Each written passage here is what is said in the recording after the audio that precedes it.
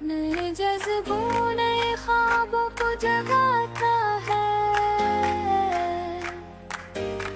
सुबह की आवाज हंसी हमारे साथ है, मंसूर और नदा के साथ।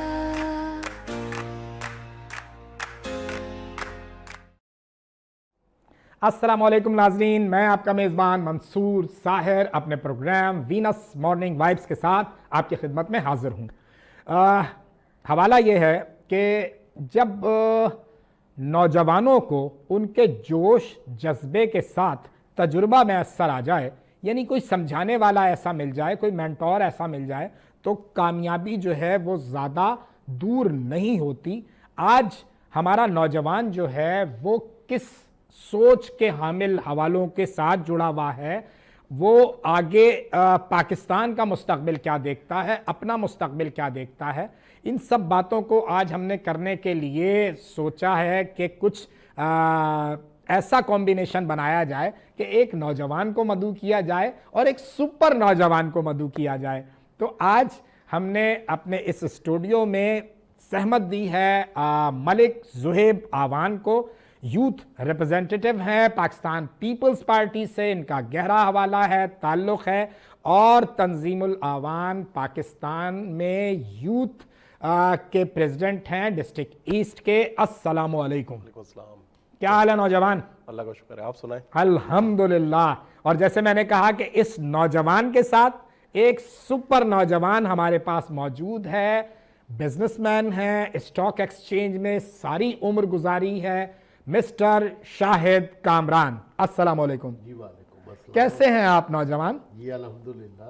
नौजवानी का जो हवाला है वो उम्र से नहीं है, दिल होना चाहिए था जवान तो उम्र च जवानी रहना चाहिए। की रखे है। तो नौजवान, तुमसे आगाज करते हैं। इस वक्त पाकिस्तान जो है वो अगर हम आसान ज़बान में बात करें तो पिछले एक बरस के दौरान पाकिस्तान की मुसल्लह अफवाज ने बहुत ही ज़बरदस्त कामयाबियां हासिल की, जिसके बाद पाकिस्तान की माशी सूरत हाल बेहतर हो रही है। तो आज जो यूथ है, आज जो नौजवान है, वो किस हद तक इस बात से सहमत है कि पाकिस्तान का आने वाला कल अच्छा होने जा रहा है? बिल्कुल आपने ठीक बात की, और सबसे पहले तो आपके मैं चैनल का शुक्रिया अदा करता हूँ। वीनस जो आपका ये चैनल है, मॉर्निंग शो है, आपने हमें इनवाइट किया, बड़ी खुशी की बात है।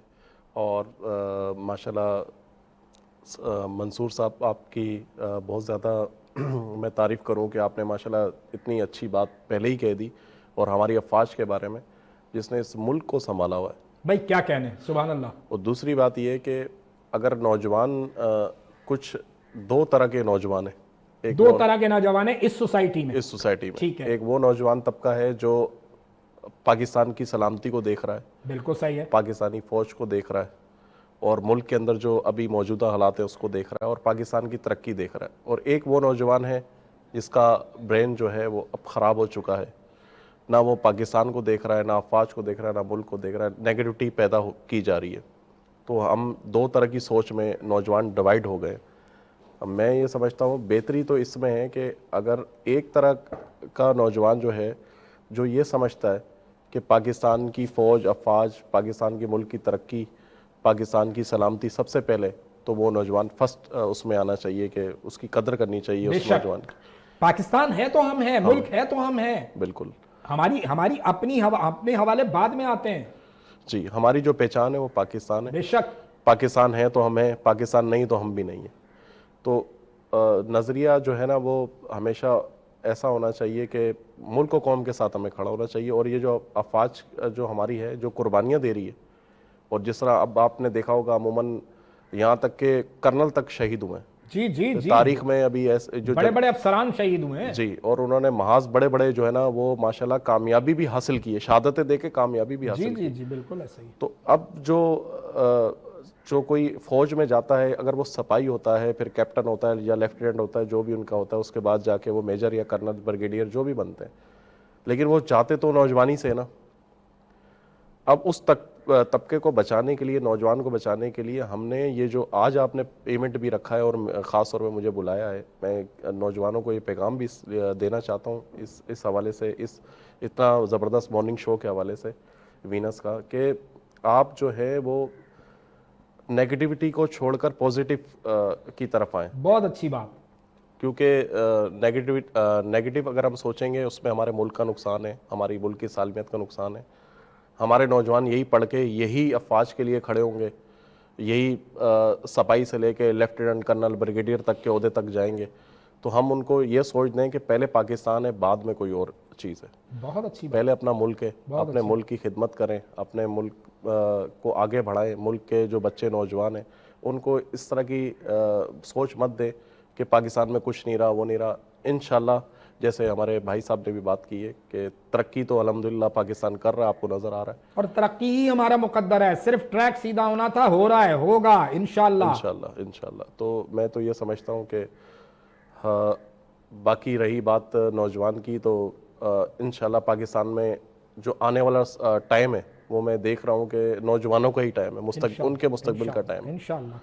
खान साहब, ज़ुहैब ने बहुत अच्छी बात की कि नेगेटिविटी जहां आप तर्क करेंगे ना, जैसे जैसे आप पॉजिटिविटी की तरफ आते जाएंगे वैसे वैसे मामला बेहतर होते जाते हैं।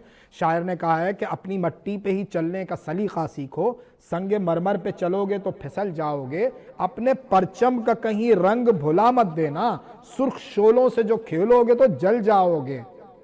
बात यही है कि आज ट्रैक जो है उसको सीधा करना है। आप के हवाले से गुफ्तगू का आगाज़ वहाँ से करते हैं, नहीं ज़्यादा दूर हो गया, थोड़ा सा कम कर लेते हैं, वहाँ से करते हैं जहाँ से आपने अपनी ज़िंदगी का आगाज़ किया, जर्नी का आगाज़ किया। कहाँ पैदाइश हुई, कहाँ आए, कहाँ रहे, कहाँ बसे? बिस्मिल्लाहिर्रहमानिर्रहीम। सबसे पहले तो मैं शुक्रिया अदा करता हूँ साहिर साहब का, ये बहुत अच्छे दोस्त भी हैं, काफ़ी इनसे बेहतर सलाम दुआ है काफ़ी अरसे से। मैं इनका शुक्रिया एक दफ़ा फिर अदा करता हूँ। और बात होती है शुरू, तो मैं थोड़ा सा अपने पैदाइश के दिनों की जन्मभूमि पे पहुंचे, पहले तो जन्मभूमि चलते हैं। तो मैं चूँकि अपने माँ बाप का बड़ा बेटा था, पहला बेटा था, तो इस वजह से मैं गुजरांवाला में तेरी खैर नाना जी के घर पैदा हुआ। और उसके कुछ अरसे बाद, यानी 2-4 महीने के बाद पहलवानी में आ गए। नहीं, मैं पहलवानी में तो खैर कराची में आया था। वहां तो पैदा होने के बाद बच्चा जो है पहलवानी में आ जाता है। हाँ, लेकिन कराची में जो मैंने पहलवानी का आगाज किया था वो मैं जिक्र अभी करता हूँ। अभी तो अभी पैदा हुए हैं आप, यहाँ से स्टार्ट है। यहाँ से स्टार्ट है। तो फिर मैं अपने वालिदीन के साथ कराची होथी मार्केट का इलाका, बहुत सारे लोगों ने देखा होगा, होथी मार्केट रनशो लाइन के पास, और जोबली का इलाका, बिल्कुल सही। यहाँ की लस्सी बहुत मशहूर है। हमें खिलाएंगे तो पता चलेगा, मतलब आप सिर्फ ये कहेंगे मंसूर भाई मैंने आपको पार्सल करवा दी है। जी जी, इंशाल्लाह। तो बस फिर उसके बाद इब्तदाई तालीम वहीं पे जोबली के इलाके में। किस उम्र में कराची आ गए थे आप, क्या एज थी? असल में एक तो मैं पहला मरहला जो था वो पैदाइश के 2-3 महीने बाद ही आ गए थे। अच्छा, जाहिर है। उसके बाद तो मेरे वालिद असल में अमृतसर इंडिया से हिजरत करके कराची आए थे। अच्छा, पहले कराची आए फिर गुजरांवाला गए? नहीं, गुजरांवाला में मेरे नाना जी गए थे। ननियाल मेरा गुजरांवाला में था, ददियाल मेरा कराची में था। ठीक हो गया। तो फिर 2-4 महीने के बाद हम आ गए। इब्तदाई तालीम जिसे कहते हैं, प्राइमरी स्टार्ट करना होता है, यानी पहली केजी क्लास, सही, वो की। और 2-3 साल के बाद मेरे वालिद गुजरांवाला चले गए कारोबार के लिए, अपने ससुराल यानी मेरे ननियाल की तरफ। सही। फिर हम 2-4-5 साल वहाँ रहे, फिर दोबारा हम कराची आ गए। सही है। उस वक़्त मैं 4थी क्लास में था और अपने घर के पास ही स्कूल में तालीम दोबारा आगाज़ किया। सही। तो जोबली का इलाका था और बहुत सारे मसाइल ज़िंदगी थी, फैमिली के भी बहुत सारे मसाइल थे। बहरहाल एज बढ़ती गई और मैट्रिक मैंने कोतवाल बिल्डिंग डो मेडिकल कॉलेज के सामने वहाँ से किया। Very good. मैट्रिक मैंने जब वहाँ से किया, बहरहाल ये ड्यूरेशन में भी बहुत सारे, उसके आसपास कोई गर्ल्स स्कूल भी था? जी जी, मतलब आपकी मुस्कुराहट बता रही है। ऐसा ही है। देखिए, ये एक ऑपोजिट सेक्स होता है ना, ये तो ऑटोमेटिक इंसान के अंदर ग्रो अप हो जाता है। वो मैं आऊंगा, अभी उस तरफ भी पूछूंगा, थोड़ा सा आगे चलें। अभी मैट्रिक के बाद मैट्रिक हो गया। अब चूंकि पैसा ज़रूरियात ज़िंदगी है, जेब में पैसे कम होते थे या ना होने के बराबर होते थे। हाँ, मतलब वो तो दौर भी ऐसा था कि छोटे में भी काम हो जाता था। हाँ, थोड़े में भी लेकिन काम हो बहरहाल जाता था। पैसा एक ज़रूरत थी हर एक की, और मेरे पास पैसे कम थे या ना होने के बराबर होते थे। तो बस वो एक दिन मैट्रिक के फ़ौरन बाद का ही वाक़या है। तो एक दिन हम घूमते घूमते स्टॉक मार्केट पहुंच गए। उस वक्त कराची स्टॉक मार्केट कहलाती थी। कराची स्टॉक मार्केट कहलाती थी, ठीक है। ना टेक्नोलॉजी थी, ना अपने पास भी इतना इल्म था।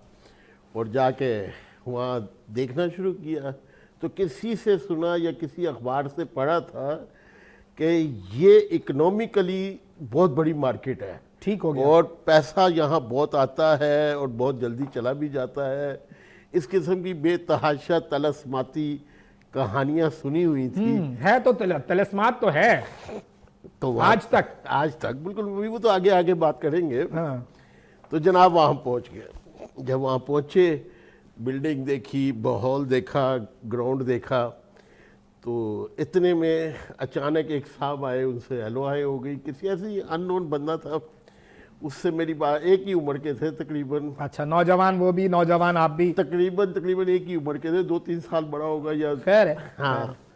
पूछा यार आप क्या करते हो? मैंने उसे बताया कि अभी तक तो कुछ नहीं करता। हाँ, सोच रहा हूँ इधर स्टॉक में आने का मकसद ये है कि कुछ किया जाए।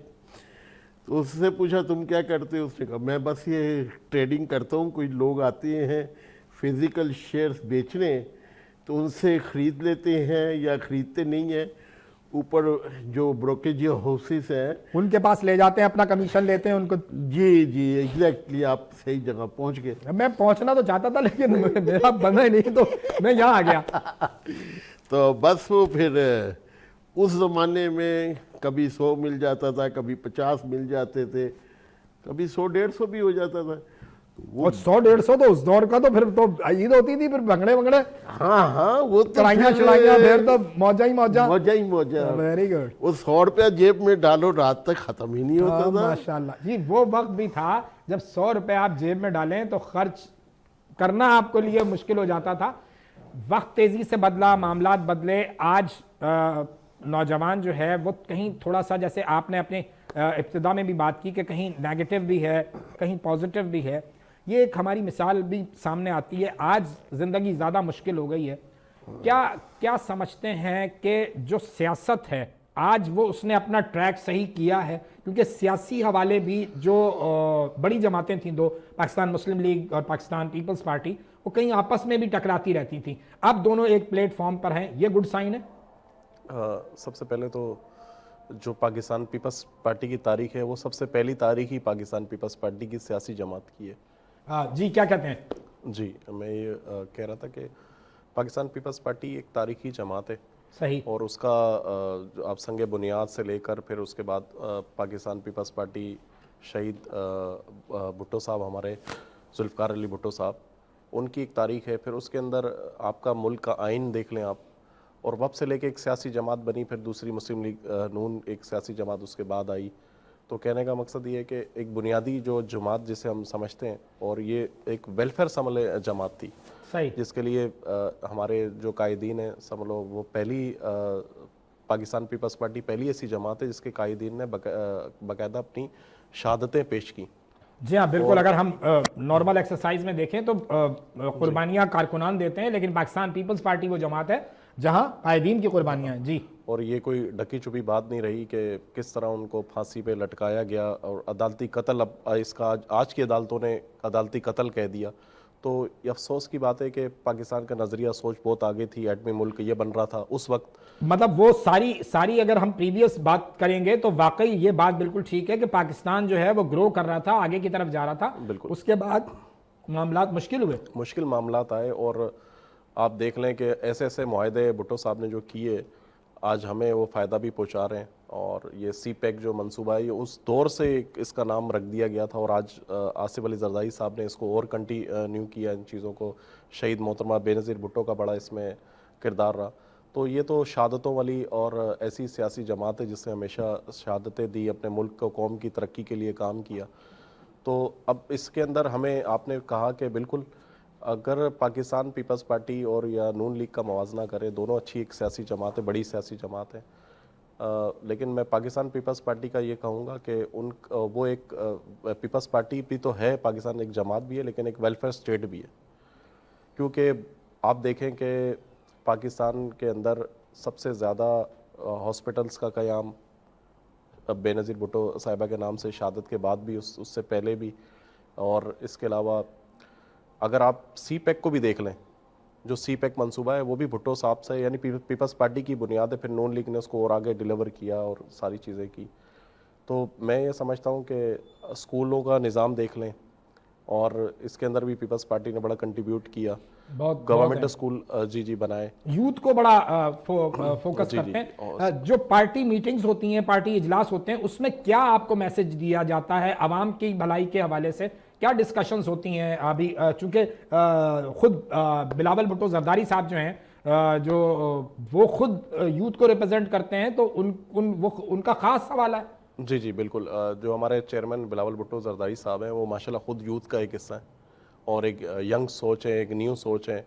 और सबसे बड़ी चीज़ आप वही वाली बात, नेगेटिव और पॉजिटिव जो है वो लेकर चल रहे हैं। मुल्क की सालमियत के साथ भी खड़े हैं, पाक फौज के साथ भी वो हर शाना बशाना अपने कारकुनों के साथ, पूरी जमात के साथ खड़े हैं। कोई एक भी बंदा नहीं कह सकता जो चेयरमैन साहब ने कह दिया हमें उस पर लब्बैक कहना हो। Very good.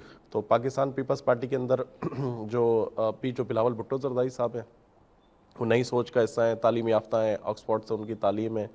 तो वो उनकी भी यही सोच है कि अब जो ख़ास तौर पे यूथ को आगे लेकर आए। वो अपनी जमात के अंदर भी काफ़ी दफ़ा ये कह चुके हैं कि हमें ऐसे वकला, ऐसे नौजवान और मीडिया से ताल्लुक़ रखने वाले, और जो डॉक्टरी फील्ड से जो आज अच्छी हाई फाई डिग्री हैं, उन लोगों को हम आगे लेकर आएँ यूथ के अंदर, और उनको हम इस तरह वजारतें भी दें, और अच्छी उनको जो है ना पोस्टों पे हम लगाएं, ताकि मुल्क तरक्की करे। यूथ आगे आएगी तो ये बिलावल भुट्टो जरदारी साहब का भी विजन है कि फिर काम आगे बढ़ता है। भाईजान, आपने स्टॉक में तो हिस्सा बना लिया, अब आप 100 रुपए जेब में भी डालने लगे, 150 भी आ गए कभी। तो ये सारा सिलसिला कितने बरस पर मुहित है, कितने अरसे तक वो स्टॉक के साथ वाबस्तगी रहती है शाहिद कामरान नामी नौजवान की?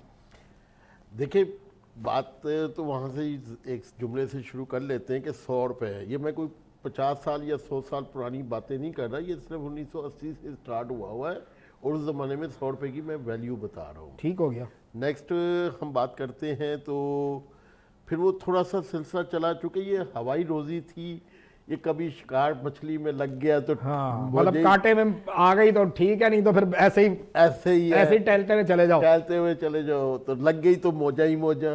तो फिर जी पेट भरने के लिए और दूसरे काम और आगे ज़िंदगी का सफ़र शुरू करने के लिए पैसों की ज़रूरत थी। तो फिर पास ही उसके बुल्डन मार्केट, कपड़ा मार्केट थी, बम्बई बाजार।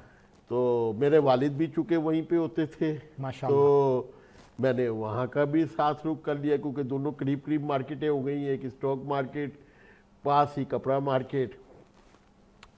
तो वहाँ भी पैसे की ज़रूरत होती थी कि पैसा होगा तो कारोबार होगा, नहीं होगा तो कारोबार।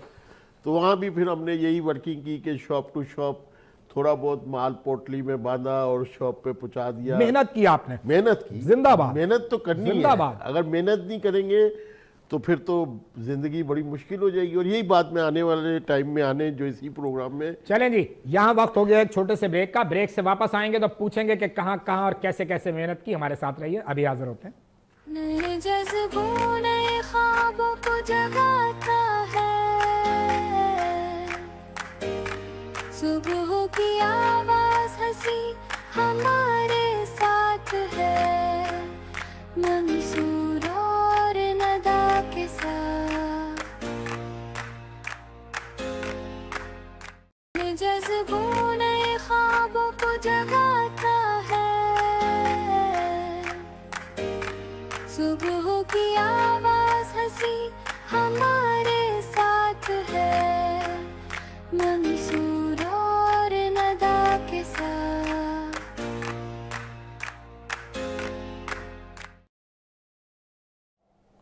वेलकम बैक नाजरीन।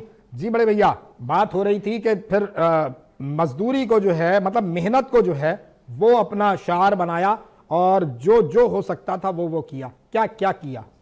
अच्छा, मैं थोड़ा सा एक चीज़ ऐड करना चाह रहा हूँ तो है बड़ी दिलचस्प और खासकर सर ये नौजवान- मॉर्निंग शो तो है, दिलचस्पी का हवाला है, तो जी, आप जी, दिलचस्प जी, चीजें ऐड बिल्कुल। करें। अभी तो मैंने और कुछ दिलचस्प चीजें इस नौजवान से भी पूछनी है, आपसे भी पूछनी है कि इश्क कितने लड़ाए। वो आसान कर दिया हमें बड़ाई साहब ने, वो ऐसे हाथ बांध के पूछ लेते थे, इश्क तो लड़ाए होंगे। तो ये हम करेंगे अगली अगली उसमें। अभी आपने कहां से जी किस जी दस्त की सयाही तो की? मैं ये बता रहा था कि हर नौजवान का दिल होता है जब वो ग्रोइंग एज में आता है 18-19 साल का, तो हाँ, जाहिर कि कोई है उसे आई लव यू कहे। में भी हो सकता है मतलब उसके ये दिल भी, में ख्वाहिश तो ये होती है ना। वाह वाह वाह वाह, ये भी। तो जाहिर है उसको ये भी होता है कि मैं एक खूबसूरत नौजवान नजर आऊं, लोग मुझे देखें। और मुझसे- गुजरांवाला के तो वैसे ही गबरू जवान। जी मैं वही बात अर्ज करना चाह रहा था। तो जिस इलाके में इंसान की पैदाइश होती है उस इलाके के खदो खाल चीजें भी कुदरती जीन तौर पे भी हवाले हैं ना। जीन्स के हवाले से। जीन में माशाल्लाह अब- खूबसूरत आदमी। तो अब हम कराची में थे, होथी मार्केट का इलाका था, तो दिल में ख्वाहिश हुई कि पहलवानी की जाए। होए होए होए होए। तो यहाँ मतलब कोई- वो जागे गुजरांवाला वाले हैं। हाँ जी, वो क्योंकि वैसे भी थे तो पहलवान टाइप के बंदे ना। वो वालिद साहब ने की थी अपनी नहीं, नौजवानी मेरे में। वालिद साहब ने नहीं की, लेकिन मेरे एक चचा साथ ही हमारे रहते थे, वो माशाल्लाह बॉडी बिल्डर थे। Oh very good. और वो सुबह अजानों के टाइम पे उठ के हमारे घर के, कसरत करने जाते थे। हाँ हमारे घर के करीब ही, थोड़ा दूर था, पाकिस्तान चौक के अंदर भोलू भोलू का अखाड़ा, ओए होए होए होए, भोलू का अखाड़ा आज भी मौजूद है। भोलू जी का जी अखाड़ा आज भी मौजूद है। तो वो वहाँ जाते थे, मेरे भी दिल में ख्वाहिश हुई। खैर मैंने बोलू के खाड़े में तो खैर कम ज्वाइन किया, लेकिन पोलो ग्राउंड के सामने एक बॉडी बिल्डिंग का सेंटर एक्सरसाइज क्लब था। हाँ बड़ा अच्छा नाम था, इस वक्त मेरे ज़हन में नहीं आ रहा। और एक हमारे घर के पास लंचो लाइन के इलाके में था। ठीक है। बहरहाल जहाँ भी सेटल हो सका, अगर बोलू के खाड़े में जाना होता था तो सुबह सुबह पैदल जाना पड़ता था अजानों के बाद, क्योंकि बस का कोई इंतज़ाम नहीं होता था। तो नियर अबाउट मेरे घर के पास लंचो लाइन में एक था, वहाँ चले जाते थे। तो बहरहाल जी आगे चलते हैं। तो फिर इस तरह कुछ खूबसूरती के लिए body building, jogging, polo ground के राउंड लगाना, पोलो ग्राउंड तक पैदल जाना। बहरहाल इसके बाद फिर तैयार श्यार होके 9 बजे 10 बजे काम पे रवाना हो जाना, क्योंकि नोट कमाने की भी वो तो बहुत जरूरी थे। ज़रूरी थे। तो बस इस तरह गुजरती गई। फिर एक नहीं, वक्त एक नौजवान जुबैर भाई आपकी इजाजत हो तो ये जरा सा भाव की ना। एक नौजवान खूबसूरत, वजी और गोरा चिट्टा, अल्लाह आपका भला करे, गुजरांवाला का शहजादा, उसके बाद फिर वो बॉडी बिल्डिंग भी कर रहा है, कसरत भी कर रहा है, डोले शोले बना लिए, तो फिर तो सर लाइन लगी हुई होगी। ऐसा ना करें, वो तो बताएं। वो भी है, वो तो नहीं वो भी नहीं, वो भी बताएं। पहली लड़की कौन थी जिसको देखकर आप मुस्कुराए और वो आपको देखकर मुस्कुराई, और वो इश्क कितने अरसे चला? देखिए मैं तो आपको सच्ची बात यूं बता दूं कि मैंने इश्क विश्क कोई नहीं किया भाई शुरू ये में। क्या बात हुई? नहीं मैं हकीकत बता रहा हूं, लेकिन ये है कि मेरी फील्ड के अंदर बेशुमार खवातीन से राब्ता था।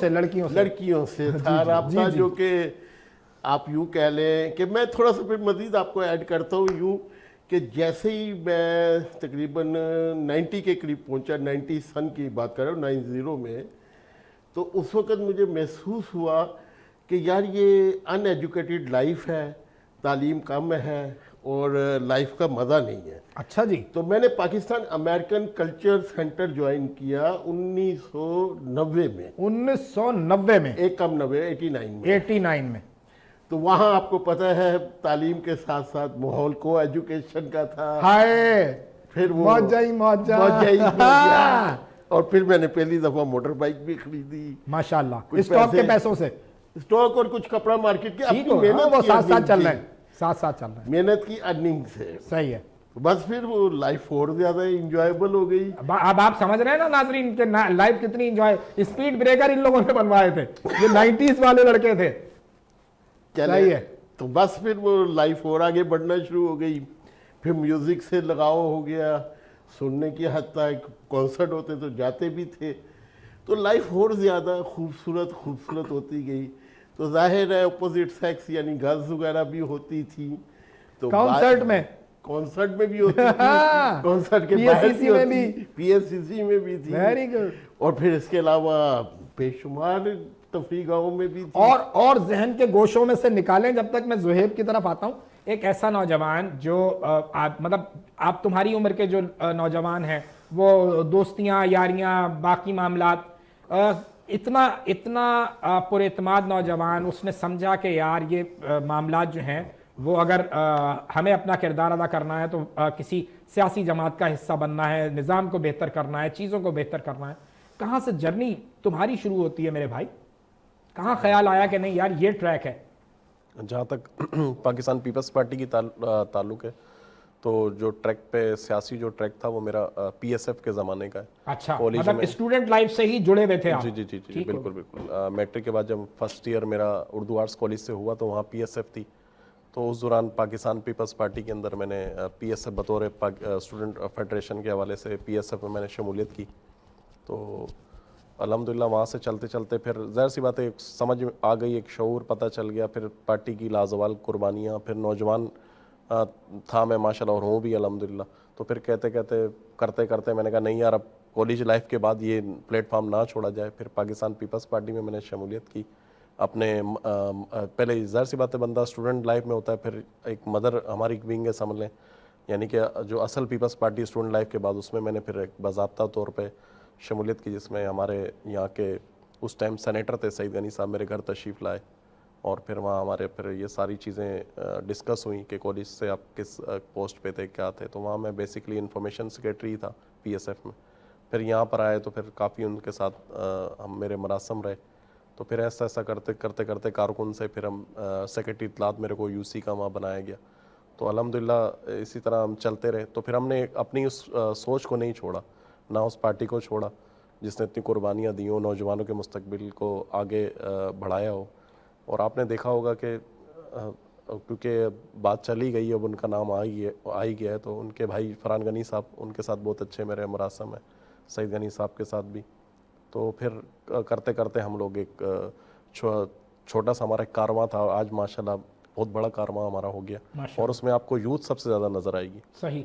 और फिर ऐसा भी नहीं है, और उसमें यूथ के काफ़ी नौजवान जो हैं माशाल्लाह पढ़ रहे हैं, तालीम हासिल कर रहे हैं, आगे भी जा रहे हैं और अपनी सियासी जो मिशन है उसमें भी कंट्रीब्यूट भी कर रहे हैं। ज़रूरी नहीं कि एक सियासी यानी कि आप अपना घर भी निज़ाम भी सारी चीज़ें होती हैं। तो कुछ माशाल्लाह अच्छी पोस्टों पर भी हैं, कुछ सरकारी जॉब्स भी जिनको भी हमारे साथ ही रिसेंटली मिली हैं। तो सब माशाल्लाह अपने अपने कामों में मगन हैं। तो बस मसला यही है कि असल जो बात है वो नौजवान मुल्क की तरक्की बस। बिल्कुल ऐसे ही। फैमिली बैकग्राउंड में कहीं पीछे ज़ुएब कुछ वालिद साहब या और कोई चचा मामू ताया कहीं सियासत से कोई वाबस्तगी रही? पहले शुरू में तो फैमिली बैकग्राउंड हमारा पाकिस्तान पीपल्स पार्टी से मेरे वालिद का रहा है। अच्छा। फिर उसके बाद कुछ चीज़ें बदल गई थी, हालात ऐसे हो गए थे, फिर लोग दूसरी तरफ भी मूव हुए। तो फिर वो क्या नाम है उसका, उसके बाद बिल्कुल ही न्यूट्रल हो गए थे। उनके बाद फिर मेरा माशाल्लाह जब मैं कॉलेज से पढ़ के आया तो फिर मैंने अपना सियासी जो है वो इंतखाब किया पाकिस्तान पीपल्स पार्टी में और हल्के में माशाल्लाह काम किया। तरक्याती काम में मैंने ख़ुद हिस्सा लिया। काफ़ी गलियां जो हैं हमारी जो टीम बनी थी जिसमें हमारे यूसी के सदर, इंफॉर्मेशन सेक्रेटरी वगैरह जो हम लोग सारे थे, तो हमने काफ़ी गलियां बनाई, रोड की बेहतरी के लिए भी काम किया, लोगों की फलाह के लिए भी बड़ा काम किया। सीवरेज की मिसाल भी आपके सामने ही था। एक नौजवान होकर अपना सारा सरमाया मैंने इसी में दिया। ये जो मैं इसी तरफ आना चाह रहा था, तुमने अच्छा हुआ जुमला दे दिया। जेब से खर्च करना पड़ता है अगर आप कुछ अच्छा कर रहे हो, यहाँ से कमाने का तो हवाला नहीं है। बाय प्रोफेशन क्या काम है, क्या कारोबार है, किस तरह मैनेज होते हैं मामला? बिल्कुल, ये तो सबसे बड़ी चीज़ आपने कहा कि जेब खाली जेब भी ठीक नहीं रहता। वो तो सिखा गए वो हमें। बिल्कुल बिल्कुल। तो सियासत के अंदर जो है ना वो बिल्कुल सुबह शाम भी हमने वर्क किया, दिन रात एक किया और कारोबार को भी हमने साथ साथ देखा। अब अल्हम्दुलिल्लाह मेरी एक रियल स्टेट है, तो हम बिज़नेस में इसका कर रहा हूँ जिसमें ख़रीदो फ़रोख्त के मामलात हैं, एरिया के मामलात हैं, वो भी देख रहा हूँ। लेकिन ज़्यादातर सियासी यानी कि मैंने उसमें अपना जो पार्ट टाइम किया, पूरा टाइम में कंट्रीब्यूट मैंने अपने सियासत में ही किया, लोगों के फलाह के लिए किया, लोगों के काम के लिए किया। जो आपने नौजवान की बात की, अब मेरे को देख कर भी, मेरे सोशल मीडिया को देख कर भी नौजवान काफ़ी मुझे कहते हैं यार ये एंड के काम थे शुरू में किए, और अपनी ज़िंदगी के अंदर माशाल्लाह एक फलाई मैंने जमात भी बनाई वो अभी भी अल्हम्दुलिल्लाह हमारी है। आप तो अपनी कम्युनिटी से भी जुड़े हुए हैं, तंजीमुल आवान पाकिस्तान के भी आप जो है वो यूथ के प्रेसिडेंट हैं अपने डिस्ट्रिक्ट के, तो थोड़ा सा हम उस पर भी जानना चाहेंगे कि क्या कम्युनिटी बेस्ड किस तरह काम होता है इस तरह के। बिल्कुल बिल्कुल। पाकिस्तान पीपल्स पार्टी के साथ साथ मैं अपनी हमारी बरादरी है तंजीमुल अवान पाकिस्तान रजिस्टर है, तो उसके सरपरस्त से आला हैं पीर खालिद सुल्तान साहब। पीर खालिद सुल्तान, जी जी जी। और ये कहाँ होते हैं? इस्लामाबाद? ये होते हैं इस्लामाबाद में, बिल्कुल। तो वहाँ से उन्होंने लीड किया, और यहाँ के जो अभी चेयरमैन हैं कराची के, जो पूरे सिंध के, अच्छा, उस फारूक अवान साहब हैं माशाल्लाह। तो वो फारूक अवान साहब वही जो कैमाड़ी से नहीं, कुरंगी से एमपी हैं। हाँ हाँ, वो पाकिस्तान पीपल्स पार्टी से, तो वो भी इसको बड़ा चेयरमैन भी वही हैं, लीड भी वही कर रहे हैं, और उनका भी फोकस बिल्कुल बरादरी के हवाले से।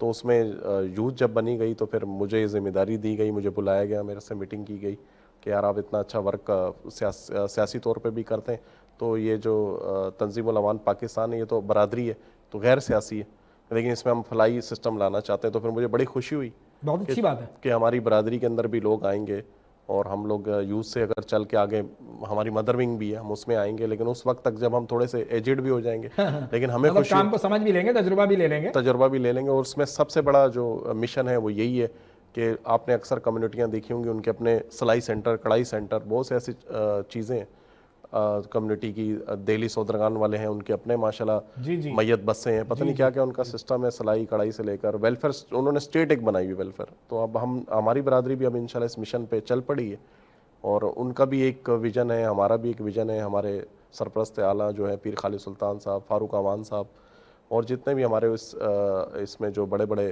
कायद हैं हमारे, जो फलाई इस तंजीम को लेकर चल रहे हैं, गैर सियासी तंजीम है, तो उन सब का एक ही विजन, एक ही मिशन है कि मैयत बसें हों हमारी अवान बरादरी कम्युनिटी को जो भी जितनी भी बेहतरी लाई जा सके उसमें एम्बुलेंस का क़याम हो, सिलाई कढ़ाई सेंटर हमारी बरादरी के उसमें हो, तो जितना भी फलाई काम हो सके उसमें, स्कूल हो, हेल्थ का अभी वो सोच रहे हैं।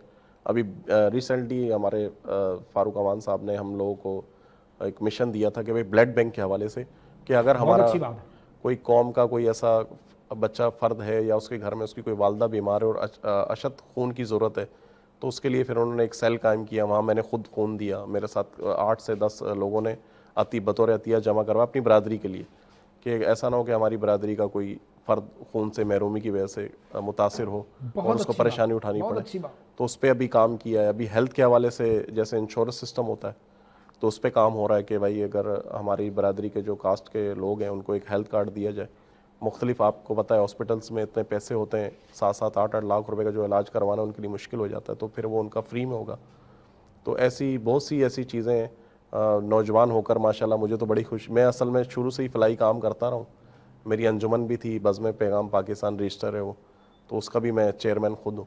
तो जब मुझे ये चीज़ें देखने को करने को मिलती, बस मेरा एम, ये नौजवान होकर मेरा एम यही है, लोगों के लिए बिल्कुल फलाह करना, जो बेहतरी अपनी ज़ात से आप कर सकें वो करें। बिल्कुल बिल्कुल।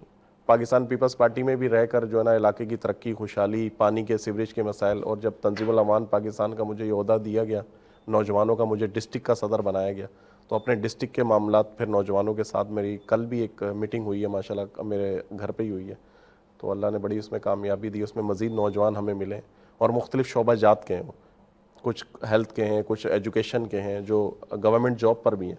तो बड़ी खुशी हुई कि चलो यार हमारी जो अवान बरादरी है वो आपस में मिल के इकट्ठे हो रहे हैं, और लोग हमारे साथ शाना बशाना जुड़ी जा रहे हो। उसमें नौजवानों की इतनी कसीर तादाद है, आपको बता नहीं सकता। बहुत अच्छी बात है। नाजरीन, यहाँ वक्त हो गया है एक ब्रेक का, क्योंकि चाय की खुशबू हमें आ गई है, और चाय आ जाए तो ब्रेक बनता है, क्यों बड़े भैया? तो आप हमारे साथ रहेंगे, हम हाजिर होते हैं छोटे से ब्रेक के बाद। नए जज्बों नए ख्वाबों को जगाता है, सुबह की आवाज हंसी हमारे साथ है, मंसूर और नदा के साथ। नए जज्बों नए ख्वाबों को जगाता है, सुबह की आवाज हंसी हमारे साथ है, मंसूर और नदा के साथ।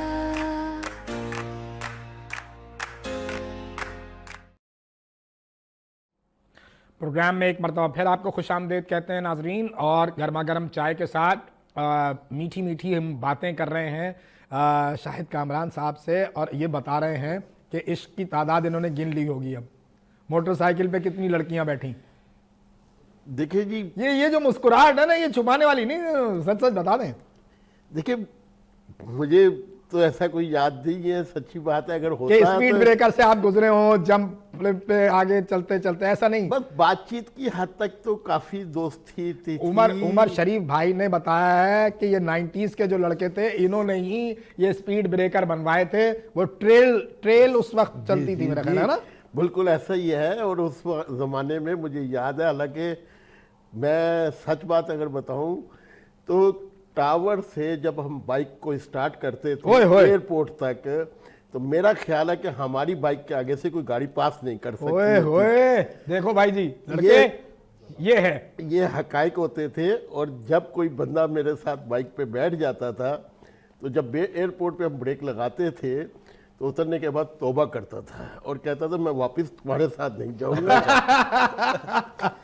यहाँ से बस में बैठ के जाऊंगा। फिर मैं उससे प्रॉमिस करता था, वादा करता था, और बाइक को बड़े आराम आराम से लेके आता था। और अगली दफा वो फिर मेरे साथ बैठता नहीं था। अच्छा जी, ये बैठता नहीं था या बैठती नहीं थी? अब तो अच्छा, ये तो हवाले साथ साथ चलते रहे ना। वो जर्नी बताएं ना कि जब आपको पहली दफा कोई लड़की पसंद आई और आप अपने अब्बा के पास गए, अम्मा के पास गए, बहन के पास गए कि भाई ये मामलात हैं, आपने अपने भाई को पकड़ा के जी ये इस जगह पे जाना है, यहाँ से बात शुरू करनी है, तो वो हवाला भी तो डिस्कस करें ना। देखिए बात तो फिर वही है कि क्योंकि ये प्रोग्राम नौजवान देख रहे हैं तो बात उन्हें अच्छी ही बतानी चाहिए, जो मेरी जिंदगी में भी हुई। जी जी, तो नहीं, मोहब्बत करना अच्छी बात है। मैं वही बताने लगा हूँ ज़ुहैब भाई, मोहब्बत करना अच्छी बात है, लेकिन सूरत हाल ये है कि, और खास तौर पे उस दौर की 90s की मोहब्बत जो थी वो तो बहुत ही पाक साफ सुथरी, अल्हम्दुलिल्लाह दूध की धुली भी थी। थोड़ा सा बताएं ना मुझे। अब आपने इतनी डीप में जाके क्वेश्चन कर ही लिया है तो एक लड़की पसंद आ गई जी। मुबारक हो नाजरीन आपको। तो मैंने सोचा कि इसको प्रपोज किया जाए, घुटने के बल बैठ के फूल लेके, बस कुछ ऐसे ही होता है। Very good. तो लेकिन जब मैंने मामलात जिंदगी देखा तो मैं सोच ही रहा था कि अभी मैं कुछ कहूँ, तो मगर हिम्मत नहीं हुई या जो भी कहते। और फिर शायद वक्त गुजरने का पता नहीं चला, उसकी शादी हो गई। हाय हाय हाय हाय हाय, मोहब्बत तेरे अंजाम पे रोना आया। फिर क्या हुआ? रोना तो नहीं आया, ये सोच के कि चले अल्लाह ताला बेहतर करे, अब नया कोई स्टेप लेंगे। उसके शामियाने में कुर्सियां लगा के खवातीन में खाना खिला के कहीं आंसू नहीं, ऐसा नहीं हुआ कुछ नहीं। लेकिन बहरहाल मैं फिर शादी से इनकारी हो गया। होए मतलब दिल पे चोट लगी, जाहिर है। वेरी गुड, ये तो होता है ना, होता है। तो फिर मैंने इधर उधर तवज्जो भी कम कर दी, दोस्तों अहबाब में भी जाना कम कर दिया। और बाइक मेरे पास थी तो मैं अपनी बाइक के ऊपर समंदर में, फिर कुछ नहीं है भाता जब रोग ये लग जाता। अच्छा, हकीकत आप प्रेम रोगी हो गए थे तकरीबन, ठीक है। फिर वापसी कैसे हुई, रिवर्स गियर कैसे लगा, यू टर्न कैसे काटा आपने? अच्छा, ये वाला यू टर्न जो है ना, वो वाले यू टर्न वाला नहीं है जो सियासी जमात वाले लेते हैं, ये हमारे भाई का यू टर्न था। कैसे हुआ? बस वो चूंकि मैंने अभी जिक्र किया ना कि समंदर में जंगलों में भटकता था, इधर उधर जाता था, तो एक दिन मैंने सोचा कि यार इस तरह अपनी लाइफ को बर्बाद करना होए सोचा मेरे भाई ने, वेरी गुड। तो उठो दोबारा अपनी जिंदगी को नए सिरे से शुरू उठ बांध कमर क्या डरता है, फिर देख खुदा क्या करता है। फिर तो बस वो फिर मैंने दोबारा अगेन मतलब 96 के अंदर मैंने PSCC ज्वाइन किया। मैंने कहा दिल लगे, पढ़ाई में भी कुछ सीखे। सही। फिर मैं चूँकि 1-2 साल वहाँ टाइम गुजारा, पढ़ा भी सीखा भी। तो सुबह मैं नाश्ता करने अपनी मदर के साथ आता था, यानी 8 बजे की मेरी क्लास होती थी और 9 बजे मैं क्लास ख़त्म होती थी, 9:15 9:30 घर आ जाता था, नाश्ता करता था मदर के साथ। तो मदर हमेशा एक ही जिक्र करती थी कि आप घर बना लो, घर बसा लो। तो इसी दौरान एक दिन मैंने सुबह मदर से कहा कि मेरे लिए लड़की ढूंढे। हाय, माँ के आगे जो है हमारे लड़के ने, हमारे दोस्त ने, हमारे भाई ने अपना दिल रख दिया। यस। अच्छा जी।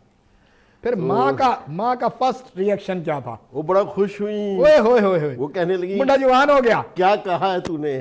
फिर तो दसो। मैंने कहा मैंने आपको ये कहा है कि अब मैंने अपना घर बनाना है, मेरे लिए कोई लड़की ढूंढे। तो उन्होंने कहा अच्छा ठीक हो गया। फिर वो देख रही थी इधर उधर, तो जाहिर है माँ, मैं यहाँ पे एक चीज़ और भी बड़ी मेंशन करना चाहता हूँ, ये जो माँ होती है ना, माँ ये अपने बच्चे को अंदर से जान रही होती है, उसको सब पता होता है कि इसकी सोच क्या है बिल्कुल सही है। और इसका अंदर क्या है।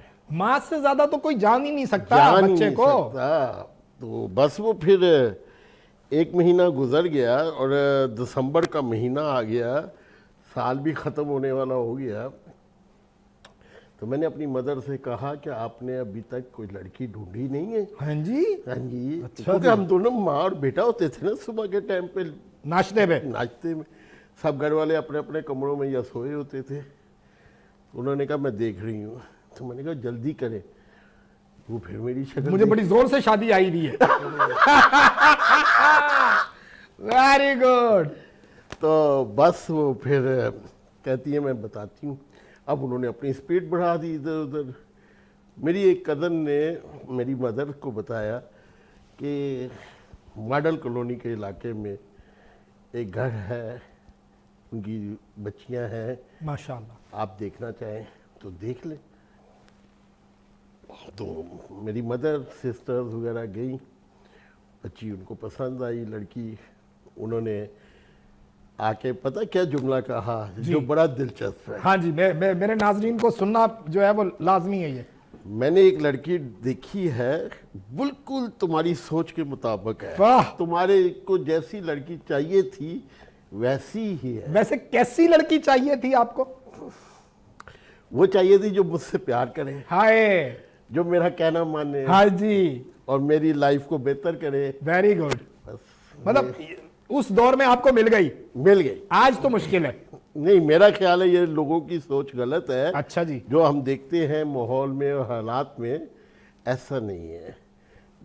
मैं ये नहीं कहूँगा कि बीवी जो है मेरी माँ की फर्माबरदारी रहे या हर बात उसकी माने, लेकिन माएँ फिर भी अपनी बच्चे के लिए बेहतर फैसला करती हैं। इसमें तो कोई शक नहीं है। अच्छा जी, फिर जो है मेरा वीर जो है वो घोड़ी चढ़ गया।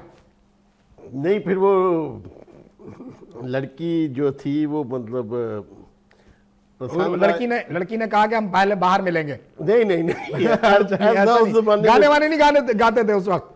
वो फिर आगे चल के होता है ना सिलसिला जिंदगी। अच्छा। लेकिन बहरहाल मुझे तस्वीर दिखाई गई, फिर खाने पे एक गेट टुगेदर भी हुआ और वहाँ पे फिर मैंने ओके भी कर दिया। पहले बात तो खैर 75 से 80% ओके हो चुकी थी।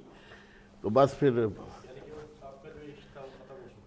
हाँ, यूं कह ले या इश्क दोबारा शुरू हुआ है। हाँ, नया इश्क शुरू हो गया। असल इश्क अब शुरू हुआ आपका। अब शुरू हुआ। वाह वाह वाह वाह वाह। फिर जो मामलात थे वो शादी अल्हम्दुलिल्लाह हो गई हमारी। वही वाली भाभी घर में मौजूद है जी। वो आगे कुछ जिक्र कर लेंगे, अभी एकदम इतनी सारी इतने साल नहीं। चलो जी नौजवान, ये सारा प्रोसेस जो है तुम्हारे साथ कब शुरू हुआ? कब तुम्हें एहसास हुआ या घर वालों ने कहा लो जी अब हम तुम्हें बांध रहे हैं? बिल्कुल ऐसा ही है। हर नौजवान की शादी तो जरूरी है। तो कहने का मकसद ये कि पहले सबसे पहले तो घर की जिम्मेदारी को निभाया। वालिद साहब की डेथ हो गई थी, फिर उसके बाद बहनों की शादियां करने के बाद फिर एंड में मैंने शादी की। तो बिल्कुल ये तो आपको पता, शादी तो होनी ही होनी। मतलब वो अभी तो हम शादी पे रुकेंगे, अभी बड़े भाई से तो हमने बहुत सारी कुछ आपने घर वालों को, वालदा को, बहनों को, भाइयों को बताया कि जी फला जगह जाना है, या वालिदा ने किसी दिन बिठा के बोला कि जी हम फला जगह रिश्ता करने जा रहे हैं? जी बिल्कुल ऐसा ही है। उन्होंने खुद अपनी पसंद से ही मेरे लिए लड़की जो है वो ढूंढी, डिसाइड की। हमारे एरिया में रहते थे तो हमारा तो कोई ऐसा इश्क का अच्छा, कुछ कजन और वो नहीं थी, लेकिन इलाके में मतलब वो बिरादरी सिस्टम तो था ना, बिरादरी से ही है या नहीं, बाहर है? बाहर है, उनकी जो कास्ट है वो बाहर है, हम तो अवान है, वो राजपूत है। माशाल्लाह। जी जी। तो इस तरह फिर वालदा ने देखा कि लोग अच्छे हैं, बेहतर हैं, लड़की भी तालीम याफ्ता थी, तो बस वहाँ से फिर इब्तदा हो गई शादी की और ज़िंदगी की, जैसे बिल्कुल इन्होंने कहा। तो हम मेरा ऐसा कैसे हो सकता है कि इसने अपनी नौजवानी में किसी को देख के शेर ना कहा हो? जब ये कॉलेज लाइफ में था उस वक्त कौन सा हवाला बना था वो बताओ। कॉलेज लाइफ के अंदर तो हमारे में ज़्यादातर कोई एजुकेशन था ना, उर्दू आर्ट्स कॉलेज तो कोई एजुकेशन था ना, लेकिन इतनी ज़्यादा गर्ल्स नहीं थी उसमें, 3 से 4 कोई ऐसे कोई ख़ास वो नहीं था। अच्छा, तो मतलब और थी भी खास नहीं? बस हमारे साथ तो, अच्छा, तो इस तरफ ज़हन गया नहीं, फिर जिम्मेदारियों पे ज़हन लगा रहा। बिल्कुल ठीक, ज़ाहिर सी बात है, बिल्कुल सही है। जब बड़े होते हैं तो वो खुद ही सारी चीज़ों को हैंडल करते और हैं। फिर जब जिम्मेदारियां आप पर हों तो फिर आपने चीजें मैनेज जी करनी जी जी, होती हैं। मैनेज करनी होती हैं। और जल्दी फिर फिर ख्वाहिश ये थी कि चलो वालदा जो है वो खुद अपनी तरफ से कल को फिर वो ये ना कहें कि, हालांकि होते हैं इधर उधर भी मामलात, इंसान रिश्तेदारों में भी देख लेता है। मैंने कहा नहीं अम्मी, जो आप चूज़ करेंगी, जो आप बेहतर समझती हैं वो आप। और फिर आप समझते हैं कि जो आज हमारी भाभी हैं वो बेहतरीन चॉइस हैं और अल्हम्दुलिल्लाह बहुत ही कंफर्ट लेवल पर हैं आप? जी जी अल्हम्दुलिल्लाह, अल्लाह का शुक्र है कि चॉइस जो अम्मी ने जो बेहतर मेरे लिए फ़ैसला किया वो मेरे लिए बेहतर होता है, क्योंकि वालदैन जो जैसे शाहिद कामरान साहब ने कहा कि वालदैन जो फ़ैसला करते हैं उसी में इंसान की बेहतरी होती है। तो मैंने उसको एक्सेप्ट किया, अल्हम्दुलिल्लाह हम खुश हैं। और एज अ गवर्नमेंट टीचर है मेरी वाइफ, माशाल्लाह। तो कहने का मकसद ये है कि अच्छी ज़िंदगी गुजर रही है, 2 बेटियां अल्हम्दुलिल्लाह। माशाल्लाह माशाल्लाह माशाल्लाह। तो इतना टाइम मिला नहीं कि उस तरफ जाते। जी जी, वो 90s वाला जो इन्होंने दौर बताया, तो वो तो अच्छा दौर था, उसमें काम कम होते थे, काम कम होते थे। आदमी बाइक लेके निकल जाता था, ट्रेल है ना, वो सस्ता एक दौर था। अब महंगाई, फिर इतने मामला, गर्लफ्रेंड भी महंगी हो गई है। जी बिल्कुल, अब गर्लफ्रेंड भी महंगी हो गई है भाईजान, पहले बता दूं। मुझे आइडिया नहीं, मैं आपको अच्छा, वो कह रहे हैं मुझे आइडिया है। अब इस बात पे तो चर्चा होना चाहिए कि भाई आपको कैसे आइडिया है आपको ये आइडिया कैसे है कि गर्लफ्रेंड महंगी हो गई है? देखें, वो फिर आगे जाके बताते हैं ना, अभी तो अच्छा। लाइफ का कुछ चढ़ने बाकी है। अच्छा चलें, ये सारे मामला जो हैं चल रहे हैं, तंजीमुल अवान भी चली, क्या फ्यूचर प्लानिंग है तंजीमुल अवान की? तंजीमुल अवान जो हमारी पाकिस्तान रजिस्टर, जो हमारी वेलफेयर स्टेट ही समझ लो है, तो उसकी फ्यूचर प्लानिंग तो यही है कि ऐसे हॉस्पिटल्स का क़याम किया जाए जहाँ मुफ्त इलाज हो, और ये नहीं कि कम्युनिटी का ही हो। हमने इस चीज़ को भी, दूसरी बरादरियों को भी, जो एम हमारा बना है, उनको भी साथ लेके चलना है।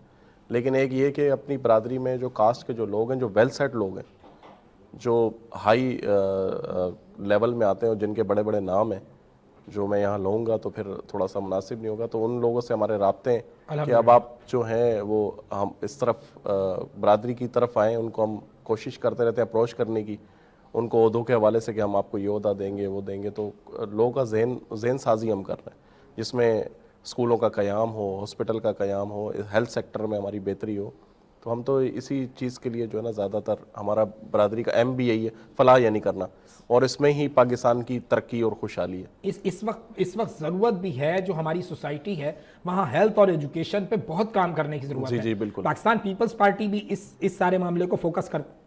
जी बिल्कुल, हेल्थ में तो माशाल्लाह आपने देखा होगा कि बहुत सी बेहतरी आई हैं। जना हॉस्पिटल को ले लें, NICVD ले लें आप, अभी इफ्तिताह हुआ है अपने SIUT का मेन शहर फैसल पे, जी जिस होटल का नाम रीजेंट प्लाजा, बिल्कुल। तो चेयरमैन साहब खुद आए हैं उसमें काफ़ी उन्होंने हेल्प की है इस हवाले से कि इतना बड़ा इदारा जो है उसमें कई करोड़ों और अरबों रुपए उन्होंने बोला कि हम इस पे वक्फ करेंगे। तो ये बड़ी बात है कि मुफ्त इलाज हो, फ्री इलाज हो। जो इलाज लाखों रुपए का होता है यहाँ मुफ्त हो रहा है। तो हेल्थ के हवाले से तो पीपल्स पार्टी कोई ढकी छुपी नहीं है कि वो बहुत वर्क कर रही है। पूरे पाकिस्तान में सबसे ज़्यादा हेल्थ में वर्क हो रहा है। लाड़काना तक भी ऐसे ऐसे सेंटर दिल के अमराज के बन चुके हैं सिंध के अंदर कि लोगों का गैप बहुत था। अब कोई जिना हॉस्पिटल आता था या NICVD आता था या फिर, तो उसको उस कम्युनिकेशन को यानी कि लोगों के कम करने के, ताकि वो अपने एरिया में अपना इलाज, उसके लिए बिलावल साहब ने बड़े प्रोजेक्ट जो बनाए, सोचे, और इंशाअल्लाह करीब आपको पता चलेगा कि नौजवान जो है कितनी सलाहियत रखते हैं बिलावल साहब, इंशाअल्लाह आपको नज़र आएगा इंशाअल्लाह। नाजरीन, यहाँ वक्त हो गया एक छोटे से ब्रेक का, हमारे साथ रहिए, अभी हाजिर होते हैं। नए जज्बों नए ख्वाबों को जगाता है, सुबह की आवाज हंसी हमारे साथ है मंसूर और नदा के साथ। नए जज्बों नए ख्वाबों को जगाता है, सुबह की आवाज हंसी हमारे साथ है मंसूर और नदा के साथ।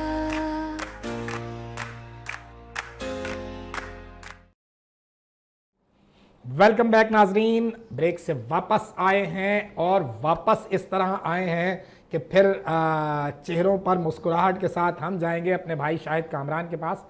एक चीज़ मैं आपको बताऊं, इस जिंदा दिल नौजवान के साथ आज जो जितनी गुफ्तगू हमने की है, अभी पिछले दिनों मेरा भी एक ऐसा हवाला बना कि कुछ थोड़ा सा मुझे वक्त मैसर आया, तो मैंने एक मरतबा फिर अपने कुछ स्किल्स को रिवाइज करने के लिए रशियन सेंटर में एक्टिंग क्लासेस, आसिफ इलियास हमारे बड़े अच्छे दोस्त भी हैं, भाई भी हैं, उस्ताद भी हैं, तो उनके साथ की। वहाँ मेरी मुलाकात इस नौजवान से हुई जहाँ हमारे बैच में ये सबसे कम उम्र नहीं, हाँ सबसे कम उम्र नौजवान थे। तो वहाँ से मुझे आइडिया हुआ कि ये शख्स बहुत जिंदा दिली के साथ ज़िंदगी जी रहा है, गुजार नहीं रहा। शादी हो गई, मामलात हो गए, उसके बाद आज आप माशाल्लाह अल्हम्दुलिल्लाह सुम्मा अल्हम्दुलिल्लाह, ये लड़का 60 साल का हो गया है। इधर देखें, आगे देखें, पीछे देखें, मेमोरी को रिकॉल करते हैं तो क्या अच्छे मूवमेंट्स हैं और क्या ऐसे मूवमेंट्स हैं कि जो हमेशा याद रहेंगे। देखिए, फिर वो मेरी शादी जब हो गई और वो अल्हम्दुलिल्लाह मेरी ज़िंदगी में आ गई तो बहुत अच्छी ज़िंदगी गुजरी। मैंने कहा शायद ज़िंदगी इसी का नाम है, इसके अलावा मैंने इधर उधर कहीं मैं भूल गया कि और भी कुछ और भी हो, मतलब तेरे सिवा भी कई रंग खुश नजर थे, मगर जो तुझको देख चुका हो वो और क्या देखे। बस वाह। तो बस जी, वो इस तरह ना इधर देखा ना उधर देखा और ज़िंदगी पल में गुजरना शुरू हो गई और पता नहीं चला कि ज़िंदगी के काफ़ी साल गुजर गए। ठीक हो गया। एक दिन कुछ उसको तकलीफ़ हुई या उसको बीमारी का महसूस हुई ओह, और हम डॉक्टर के पास गए। वहाँ से टेस्ट के अंदर एक बड़ी खौफनाक खबर आ गई और फिर हम ब्लड डिसीज़ के हवाले से तो एकदम लाइफ को झटका लगा और लाइफ एकदम खामोश सी हो गई। खैर, डॉक्टर को दिखाया, बातचीत हुई, बहुत सारी खौफनाक बातें सुनने को मिली, फिर भी हिम्मत नहीं हारी। सबसे बड़ी बात कि उसने हिम्मत नहीं हारी और बाजू के साथ बाजू बन के 7 साल गुजर गए, यानी बीमारी की हालत। बड़ी बात है। फिर एक दिन डॉक्टर ने बताया कि इख्तिताम में ज़िंदगी हो रहा है। ओह, बड़ी तकलीफ दे सूरत हाल है। बहुत तकलीफ दे सूरत हाल थी। तो वो वक्त भी गुजरा और आखिरकार आईसीयू से होती हुई वो खालिक हकीकी से जा मिली। तो बड़ा तकलीफ दे वो पीरियड तकलीफ दे है। वो पीरियड भी बहुत तकलीफ दे था। उसके जाने के बाद जो कुछ दिन या कुछ हफ्ते थे वो बहुत ही ज़्यादा तकलीफ दे थे। भाभी के बाद ख्वाहिश नहीं कभी जहन में, दिल में, दिमाग में, कहीं दिल तो बच्चा है ना कि यार वो कुछ और दोबारा इस सिलसिले को जोड़ा जाए कहीं? नहीं, असल में यहाँ भी बड़ा दिलचस्प मामला है। पता नहीं लोग इस बात पे बिलीव करते हैं या नहीं करते। आप बताइए। उसने जो मेरे साथ ज़िंदगी के साल गुजारे, उसने तो अपने एसारे मोहब्बत में मुझे इतना कैद रखा हुआ था कि उसकी मोहब्बत के अंदर से मुझे मौका नहीं मिला कि मैं कुछ सोच सकूं। वाह वाह वाह वाह। तो उसके जाने के बाद जब मुझे बहुत ज़्यादा तन्हाई और तकलीफ़ और कमरे में घुटन का अंधेरी रातें, तो फिर वो मेरे पास आती है, आज भी आती है, कोई माने या ना माने। ये मेरी वाह जी वाह, वाह जी वाह, है। वाह जी वाह, वाह जी वाह। ये है इश्क का हवाला, ये है मोहब्बत का हवाला। भाई सुभान अल्लाह, सुभान अल्लाह। तो बस वो मुझे उसने कहा कि नहीं, इस तरह अपनी ज़िंदगी को बर्बाद मत करो। इस तरह अपनी, मतलब उसके साथ जो मेरे लम्हात गुजरे थे उनके सेंटेंस आ रहे थे। तो मैंने एक दफ़ा फिर अपने आप को हिम्मत दिलाई, अपने आप को वहीं ले आया जहाँ से मेरी ज़िंदगी शुरू हुई थी। वाह, और मैंने अपने आप को इतना मसरूफ़ कर लिया, आज मैं कराची शहर के अंदर या पूरे पाकिस्तान में, या मैं एक मेंशन ये कर दूं कि मैं उसके साथ 6 दफ़ा नॉर्दर्न एरिया से चाइना बॉर्डर तक गया। अच्छा, सवात, इधर मरी तो हमारा घर था, दूसरा कि हम हर 2-4 महीने बाद कराची से मरी जाते थे, 2-4-8 सर दिन चाइना लगे। बॉर्डर को क्रॉस क्यों नहीं किया? मतलब वहाँ बस वो- चेकिंग सख्त थी। नहीं, हरादा तो था लेकिन वो बस कुछ नहीं टाइम बन पाया। सही। तो बस फिर आज मैं जो हूँ बहुत खुश हूँ।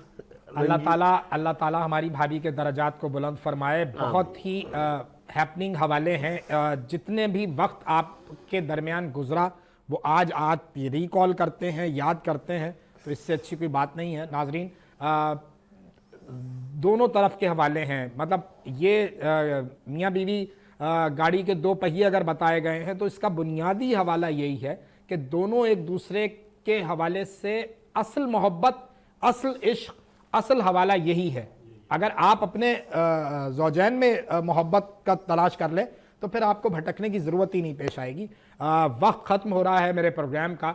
मैं अपने भाई ज़ुहैब की तरफ आऊँगा कि ज़ुहैब, जो भी आपका हवाला बनता है तंजीमुल अवान के हवाले से, पाकिस्तान पीपल्स पार्टी के हवाले से, क्या आने वाले दोस्तों को जो सियासत को ज्वाइन करना चाहते हैं, यूथ को क्या पैगाम देना चाहोगे हमारे इस प्रोग्राम के हवाले से कि आने वाले कल जो हमें भी बेहतर नज़र आ रहा है उसके साथ जुड़ें और उसके साथ जो है वो आगे चलें?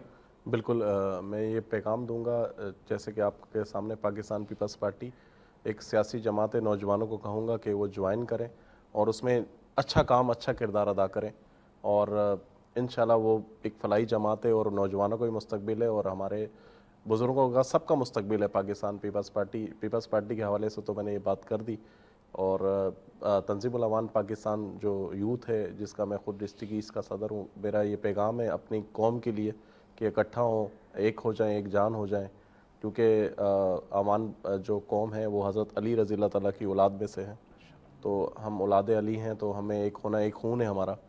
तो आप लोग आपस में एक दूसरे के साथ कम्युनिकेशन बढ़ाएं और इसका हिस्सा बने। इंशाल्लाह ये बरादरी जो है हमारी तरक्की करेगी और लोगों के काम आएगी और तमाम कास्ट बरादरियों के लिए काम आएगी। थोड़ी सा ये भी बताते चलो कि बरादरी के जो अभी काम चल रहे हैं वो थोड़ा सा जो सुन रहे हो मेरे दोस्त। जी, बरादरी के लिए तो अभी जो काम चल रहे हैं बरादरी में अभी काम चल रहे हैं। एक तो तंजीमें 9 हो रही है माशाल्लाह, उसमें हमारे मदर विंग, यूथ विंग के जो सब लोग नए से नए शामिल हो रहे हैं और उनको मुख्तलिफ ओहदे मिल रहे हैं। और इसके अलावा जो दूसरा काम ये हो रहा है कि हेल्थ सेक्टर के हवाले से मैंने आपको बताया, ब्लड बैंक के हवाले से मैंने आपको बताया और एजुकेशन के हवाले से भी मैंने आपको बताया कि स्कूल सिस्टम, सिलाई सेंटर और हुनर के जो काम होते हैं जिसमें हमारी बहनें या हमारे भाई जो हुनर हासिल कर सकेंगे, ताकि वो, सबसे बड़ा मसला रोज़गार का भी, आजकल बेरोज़गारी भी बहुत ज़्यादा है। तो इन चीज़ों को सबको जो है ना हमारी बरादरी मद्देनज़र रख रही है। हेल्थ से लेकर एजुकेशन, रोज़गार, तमाम जो चीज़ें, बुनियादी जो चीज़ें जो जिसका नौजवान भी हकदार है, अगर वो यहाँ तक के कुछ ऐसे भी सिस्टम हम बना रहे हैं जिसमें स्कॉलरशिप दी जाएगी बरादरी के उन नौजवानों को जो आउट ऑफ कंट्री जाके हमारी फ्री ऑफ कॉस्ट, यानी हमारी बरादरी उसका सारा खर्चा जो है हमारी बरादरी, उस तरह जो काबिलियत वाले लोग होंगे उनका चुनाव होगा बजरिया कुरानदाजी के ज़रिए, ताकि किसी की दिल आज़ारी भी ना हो, क्योंकि ये बड़ा मुश्किल होता है, थोड़ा सा फंड होता है उसमें से निकाल के। हाँ, और चार लोग अगर आपके सामने हों और एक जैसी स्किल्स के हों तो फिर तो कुरानदाजी होगी। जी जी जी, बिल्कुल बिल्कुल। और उनको पढ़ाकर एक अच्छा और पाकिस्तानी शहरी और ऐसा तरक्की याफ्ता शहरी उसको बनाएंगे, उसको ऐसी तालीम दिलवाएंगे जो हमारे पूरे मुल्क के पाकिस्तान के लिए जो है ना नाम रोशन करने वाला जो है ना वो हमारी बरादरी का शख्स होगा, जो भी होगा, जो नौजवान होगा, ताकि मुल्क तरक्की करे। जी, जैसे आपने बताया कि अगर 4 नौजवान एक स्किल्स के हों तो फिर तो कुरानदाजी बनती है ना। और वो कुरानदाजी में से जो भी निकलेगा यकीनन वो बैरून मुल्क जाएगा, तालीम हासिल करेगा, तो पाकिस्तान के लिए, आपकी बरादरी के लिए बड़ा नाम बनेगा। जी बिल्कुल। उसमें से कुरानदाजी में ज़ाहिर सी बात है सब तालीमी याफ्ता काबिलियत होंगे तो फिर किसी की दिल आज़ारी ना हो। तो उसके लिए हमारे जो तंजीमुल अवान पाकिस्तान के चेयरमैन है फ़ारूक अवान साहब ने भी यही सोचा है कि उसमें से कुरानदाजी करके उन बच्चों को हम आगे लाएंगे, तालीम याफ्ता बनाएंगे और पाकिस्तान का नाम भी इससे रोशन होगा। और इसके साथ साथ बीच में रिसेंटली तकरीबन 100 से ऊपर ज़ायद लड़कियों के जहेज़ का पूरा ख़र्चा हमारी कास्ट बरदरी के ऐसे माशाल्लाह हमारे बड़ों ने उठाया है जो साहिब हैसियत थे। उसका टोटल जितना भी खर्चा था A to Z वो हमारी बरदरी के लोगों ने उठाकर उन बच्चियों की शादियां करवाई बरदरी की जो मुस्तहिक जिसे कह लें या फिर ऐसा कह लें कि जो नहीं ले सकते थे अपने जहेज़ का तमाम जो भी फलाई काम होता है उसमें हमारे माशाल्लाह तंजीमुल अमान जो बरदरी की जो हमारी तंजीम है पाकिस्तान उस पर हम वर्क कर रहे हैं और बढ़ेगा इंशाल्लाह काम आगे बढ़ेगा। आज के शो के हवाले से कोई लास्ट मैसेज है तो ज़रूर दीजिए। आपके शो के हवाले से ख़ास तौर पे जो हमारा इतना ज़बरदस्त शो हुआ है मुझे बड़ी खुशी हुई है आपसे मिल के भी मंसूर साहब और हमारे जो शाहिद कामरान साहब हैं इनसे भी मिल के इनकी बातें सुन के बड़ी खुशी हुई है। और बस आपने नौजवानों के हवाले से मुझे बिठाया है तो अब बुलाया इस इवेंट में मुझे खुशी हुई है। मेरा पैगाम नौजवानों के लिए यही है कि पाकिस्तान के लिए सोचें, अपने मुल्क के लिए सोचें, बस ये मेरा पैगाम। जिंदाबाद नौजवान, 4 चांद लगाया आज आपने इस प्रोग्राम में और अल्लाह ताला आपको इसी तरह हंसता मुस्कुराता खिलखिलाता मोहब्बतें समेटता और मोहब्बतें बांटता रखे। क्या पैगाम देना चाहेंगे? ये आपका कैमरा है जी। पहले तो सबसे पहले मैं शुक्रिया अदा करूंगा वीनस टीवी का भी, साहिर साहब का भी और सारे स्टाफ का भी जिन्होंने ये प्रोग्राम को रिकॉर्ड किया, अच्छा बनाया। उसके बाद मैं अपने नौजवानों से दरख्वास्त करूंगा कि देखिए मैं आज पूरी कराची और पूरे पाकिस्तान के नौजवानों से भी मिलता हूँ, नौजवानों के प्रोग्रामों में भी जाता हूँ, बहुत अपने आप को मैं बिज़ी रखता हूँ। तो आप लोगों से मेरी दरख्वास्त है अपने नौजवान साथियों से कि अपनी तालीम पे तवज्जो दें, टेक्नोलॉजी पर तवज्जो दें। मैं खुद आज इस एज में भी AI पे काम कर रहा हूँ। वाह! AI पे मेरा इतना वर्क है, अगर किसी नौजवान को कोई भी हेल्प की ज़रूरत हो मैं हाजिर हूँ। इसके साथ साथ नौजवानों से दरख्वास्त करता हूँ, जॉब मिलती है ठीक है, नहीं मिलती कोई बात नहीं, कारोबार करना है। वाह वाह वाह। अच्छा, यहाँ मैं एक छोटा सा एक सेंटेंस यूज़ करूँगा। ये कारोबार में लोग कहते हैं कि बहुत सरमाए की ज़रूरत होती है, ऐसा कुछ भी नहीं है। आप 2, 4, 5 हज़ार का माल छाटी लाइन से उठाएं, शॉप टू शॉप जाएं, ग्राहक के पास ग्राहक को दें, कुछ ना कुछ अर्निंग करें। अगर आप 1000 रुपये भी पर डे अर्निंग करते तो 30-40 हज़ार रुपये बग़ैर आपकी सरदर्दी के जॉब की आप कमा सकते हैं। और फिर अल्लाह ताला तरक्की देता जाता है और वक्त गुज़रता जाता है और ज़िंदगी के मरहाइल भी गुज़रते जाते हैं। आखिर में एक जुमला ज़रूर कहूँगा, ये जो मोबाइल है ना, इसको गलत इस्तेमाल में ना लाएं, इसको कारोबार में लाएं, इससे फ़ायदा हासिल करें। छोटा सा एक ऐप है व्हाट्सएप का, आपको सैकड़ों कॉन्टैक्ट मिल जाते हैं। जिसके पास जाए उसका नंबर सेव करें, उसको अपनी प्रोडक्ट दिखाएं, उससे प्रोडक्ट का आर्डर लें, सुबह उठे आपको 10-20 ऑर्डर मिले, उनको पहुँचाएँ और अपनी ज़िंदगी को खुशहाल बनाएं। यही मेरा नौजवानों के लिए पैगाम है। बहुत शुक्रिया, बहुत शुक्रिया। शाहिद कामरान की पूरी ज़िंदगी इन मिसरों से इबारत है कि उड़बान कमर क्या डरता है, फिर देख खुदा क्या करता है। जो उम्र को मुफ्त गंवाएगा तो आखिर को पछताएगा, कुछ बैठे हाथ ना आएगा, जो ढूंढेगा सो पाएगा। उड़बान कमर क्या डरता है, फिर देख खुदा क्या करता है। आज तक के लिए इतना ही। अल्लाह हाफिज़। नए जज्बों नए ख्वाबों को जगाता है, सुबह की आवाज़ हंसी हम